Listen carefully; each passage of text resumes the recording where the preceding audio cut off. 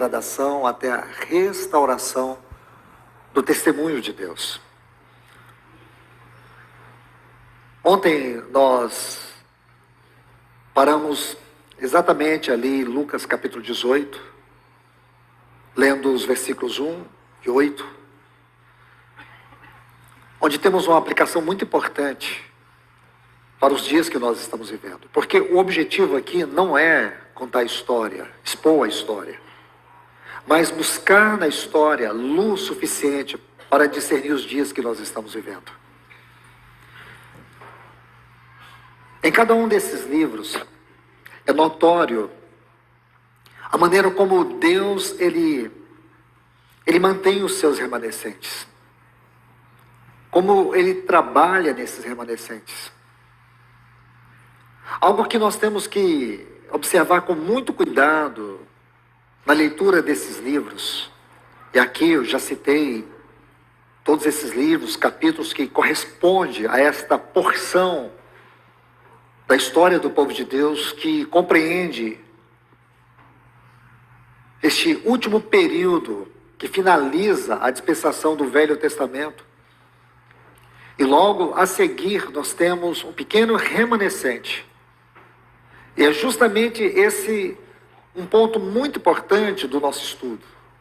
É como Deus se move por meio desses remanescentes. E depois nós temos aquele período interbíblico de 400 anos e a sequência da história, a continuidade da história, o reinício da história, se é que eu posso colocar assim. Porque a história, ela não tem um reinício, ela tem uma continuidade. Porque eu não acredito que Deus, por mais que alguns teólogos gostam de denominar esse período interbíblico de silêncio profético, o que eu quero dizer é que Deus, ele prossegue por meio de um remanescente, e aquele remanescente estava ali, nos capítulos 1 e 2 do Evangelho de Lucas, aguardando o Messias, e é para eles que esse Messias vem. Eu creio que não podemos colocar esses assuntos de lado. O que nós precisamos aqui é escutar a voz de Deus. É entender que nós, irmãos, estamos vivendo a última fase dessa dispensação. Nós chegamos ao final dessa dispensação. Nós precisamos discernir o espírito da era. Nós precisamos entender o que Deus está fazendo nos nossos dias. E digo para vocês, o que Deus está fazendo hoje é restaurando o seu testemunho no meio do seu povo. É trabalhando o seu caráter na vida dos remanescentes. Um remanescente que ele está reivindicando para si. Aqueles que não vão se curvar ao espírito da cultura, do grande ídolo da nossa geração, que é chamado de modernismo. E aqui não estou falando do modernismo no sentido filosófico, esse movimento cultural das artes que tem dominado o mundo durante 200 anos. Não estou falando do modernismo nesse sentido filosófico, mas da modernidade industrial, tecnológica, digital, que tem se tornado o espírito dessa era, que tem roubado o nosso tempo, os nossos afetos e as nossas prioridades. E tem influenciado de maneira profunda na nossa espiritualidade. Ignorar isso, não compreender que esse espírito da era, esse modernismo, essa modernidade digital, tecnológica, tem se tornado um grande inimigo do Evangelho. E de forma curiosa, para muitos tem sido a grande arma do Evangelho, para o progresso do Evangelho. Porque ele é um inimigo diferente daquilo que as gerações passadas, ou em décadas passadas, a igreja teve que enfrentar. Porque esse inimigo, ele não é visto como inimigo, ele é visto até como amigo, inofensivo. Ele até ajuda no progresso e da proclamação do Evangelho. Ninguém é capaz de perceber que essa modernidade toda, essa cultura tecnológica que entrou dentro da nossa vida, do nosso lar, do nosso trabalho, enfim, em todas as esferas da nossa vida.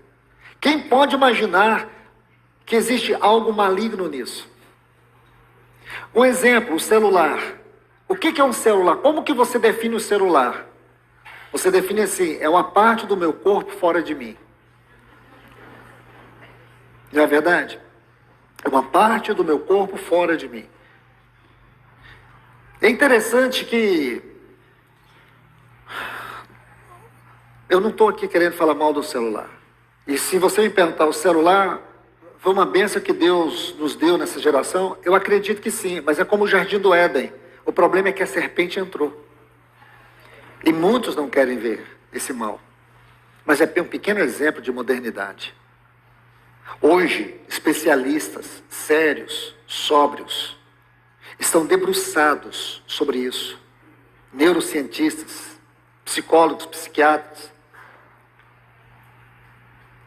especialistas estão hoje debruçados sobre essa tecnologia. E por quê? Porque houve uma mudança de comportamento, uma confusão de identidade. E dentre essas mudanças de comportamento, um dos piores chama-se narcisismo digital. As pessoas não preservam mais a sua identidade, a sua vida. As pessoas estão expostas. Eu estou falando de maneira muito superficial, mas eu digo para vocês, essa modernidade tem sido um dos maiores inimigos para a fé cristã hoje. Tony Hayken, um jornalista americano, talvez seja uma das maiores autoridades que está envolvida em pesquisas profundas, estudos profundos sobre o avanço da tecnologia e seus efeitos nocivos na espiritualidade cristã. Um jornalista americano.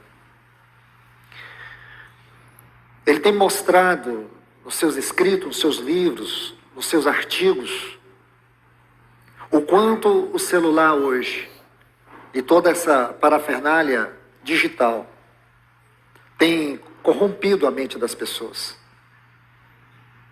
Hoje as pessoas sentem os seus corpos mais aprimorados, seus rostos mais refinados. Hoje você consegue ser quem você quer ser dentro de um mundo metaverso.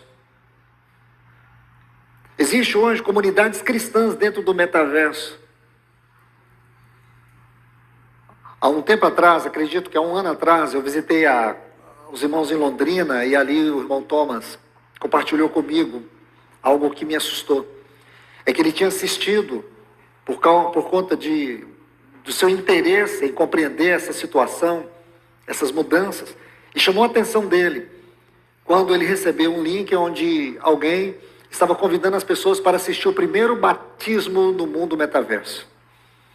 E a comunidade que estava fazendo isso estava celebrando algo extraordinário. Um avatar converteu. Um avatar converteu e seria batizado. É uma comunidade aqui de Minas Gerais, não vou falar o nome para não ofender a consciência de ninguém. Irmãos, onde nós chegamos? É nesse mundo, cercado de toda essa parafernália, como disse, a esse Deus desse século, que é o eu mesmo, onde impera o narcisismo digital, esse grande inimigo chamado modernidade. É neste mundo tenebroso que esses remanescentes estão. Então não estou aqui condenando você ter um celular, você ter um iPad, nada disso. Lembre-se, faz parte do seu corpo, só que está fora de você. Cabe você dominá-lo. E muito cuidado, irmãos, porque nós vamos tocar nesses pontos hoje.